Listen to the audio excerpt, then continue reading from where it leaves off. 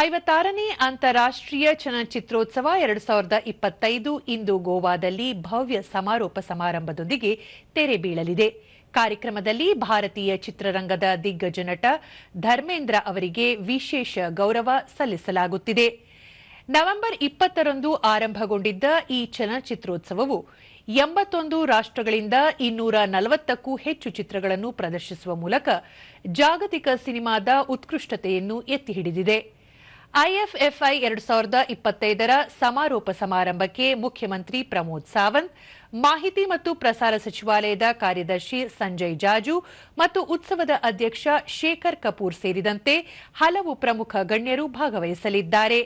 ಈ ಸಂದರ್ಭದಲ್ಲಿ super star Rajinikanth ಅವರನ್ನು ಸನ್ಮಾನಿಸಿ ಅವರ 50 ವರ್ಷಗಳ ಸುದೀರ್ಘ ಸಿನಿಮಾ ಪಯಣವನ್ನು ವಿಶೇಷವಾಗಿ ಆಚರಿಸಲಾಗುತ್ತದೆ. ಇಂದು ರಾತ್ರಿ ನಡೆಯಲಿರುವ ಸಮಾರಂಭದಲ್ಲಿ ಸಿನಿಮಾ ಕ್ಷೇತ್ರದ ಶ್ರೇಷ್ಠತೆಯನ್ನು ಗುರುತಿಸಿ ಪ್ರತಿಷ್ಠಿತ ಗೋಲ್ಡನ್ ಪೀಕಾಕ್ ಪ್ರಶಸ್ತಿ, ಸಿಲ್ವರ್ ಪೀಕಾಕ್ ಪ್ರಶಸ್ತಿ ಮತ್ತು ಐಸಿಎಫ್ಟಿ ಯುನೆಸ್ಕೋ ಚಲನಚಿತ್ರ ಪ್ರಶಸ್ತಿಗಳನ್ನು ಪ್ರದಾನ ಮಾಡಲಾಗುವುದು.